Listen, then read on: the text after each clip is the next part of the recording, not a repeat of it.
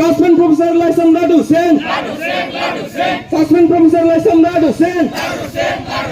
We want justice. We want justice. दिनै बिजनी कलेजनि नैबे गेटनि मोखाङाव जोङो बिजनी दख'र एबसुनि बानजायनायाव गासै फरायसाफोरखौ लानानै बे 1 घन्टा खुद्रिसारनाय धरना हाबाफारिखौ लादों मानोना जोङो आन्दोलन खालामबाय थादों दुलाराय बर' फरायसा आफादा बड'लेण्ड इउनिभार्सिटिनि जि भाइस चेन्सेलर बिथांखौ एरेस्ट खालामनांगौनि थाखाय मानोना बे प्रफेसर लाडु सिंहखौ प्रफेसर लाइस्राम लाडु सिंहआ दिनै बड'लेण्ड इउनिभार्सिटिनि भाइस चेन्सेलर जानानै जोंनि गोबां फरायसाफोरनि खहा लाबोनो नागिरदों दा बेनिखायनो दिनै बे प्रफेसर लाइस्राम लाडु सिंहखौ थाबैनो साख्रिनिफ्राय बोखारनांगौ सासपेन्ड खालामनांगौ आरो एरेस्ट खालामनांगौ बिनि दाबिजों जोङो आन्दोलनखौ लाबाय थादों खारन बेयो कारापसननि बड'लेण्ड इउनिभार्सिटिनि जौगाखांनायनि जिफोर फान्ड फैयो बिनि फैसाफोरखौ कारापसन खालामनानै दिनै बियो मोनसे केसआवबो जानानै दङ नाथाय बेल लानानै दिनैसिम बियो साख्रियाव मावगासिनो दङ थांनाय 1 दाननि सिगां बेखौ सुथि होनानै होबाय सरकारा डिपार्टमेन्टआ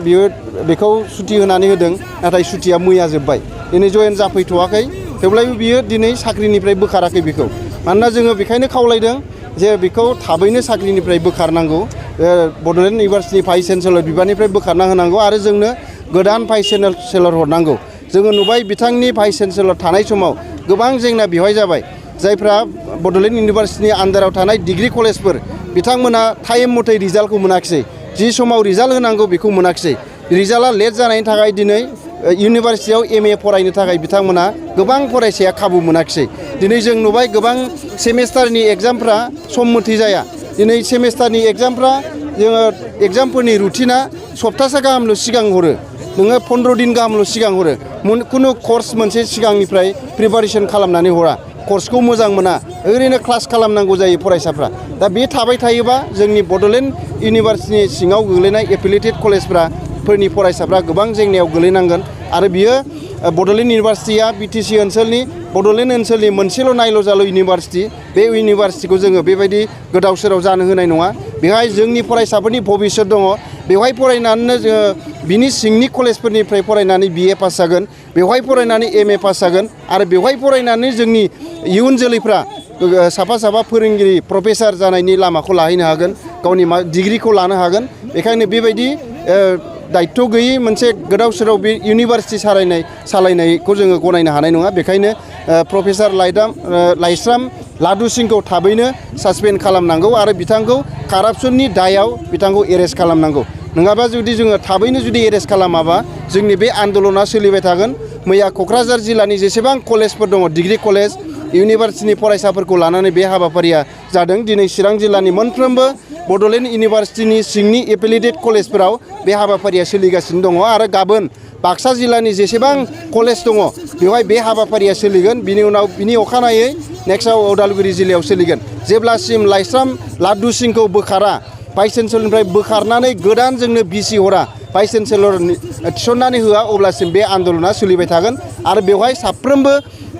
कलेज फरायनाय डिग्री कलेजाव इउनिभार्सिटियाव फरायनाय फरायसाफ्रा बाहागो लानांगोन मानोना बेवहाय जोंनि भबिष्यत दङ बेवहाय थानानै जोङो मोजां राइट टाइमाव रिजाल्ट मोननांगोन राइट टाइमाव जोंनि एग्जामा जानांगोन राइट टाइमाव जेब्ला जोंनि एग्जामनि रुटिनफ्रा फैनांगोन कर्सनि जिफोर फराफोर बेयो जोंना राइट टाइमाव जोंनि इनफरमेसन मोननांगोन बेखायनो जोङो बे भाइस चेन्सेलर थायोबा जोङो बेखौ मोननो हानाय नङा बेखायनो गोदान भाइस चेन्सेलर थाबैनो हरनो थाखाय जोङो दुलाराय बर' फरायसा आफादा खावलायदों आरो जोंबो दिनै बिजनी दख'रा दुलाराय बर' फरायसा आफादा जिहेतु बिजनी कलेजआ बड'लेण्ड इउनिभार्सिटिनि सिंनि एफिलिएटेड कलेज बेखायनो जोङो बे हाबाफारिखौ लादों बेनुनि बिथोन बायदियै दा बेखायनो साफ्रोमबो फरायसाफोरनिसिम साबायखर बावदों आरो नोंथांमोननो खावलायबाय जाहाथे जोङो बे रादाबा जोंनि बे धरना हाबाफारिया डक्टर हिमन्त बिश्व शर्मानिसिम थांनांगोन गभर्नरनिसिम थांनांगोन आरो जोङो खावलायदों बे चिफ मिनिस्टारनि जि भिजिलेन्स टीम बियो लाइस्राम लाडु सिंहखौ बोखारनो हानाय नङा बेखायनो गभर्नरा थाबैनो बेखौ CBI इनकुवारि होनांगौ आरो गभर्नरनि लिडिंआव बे लाइस्राम लाडु सिंहनि जि कारापसननि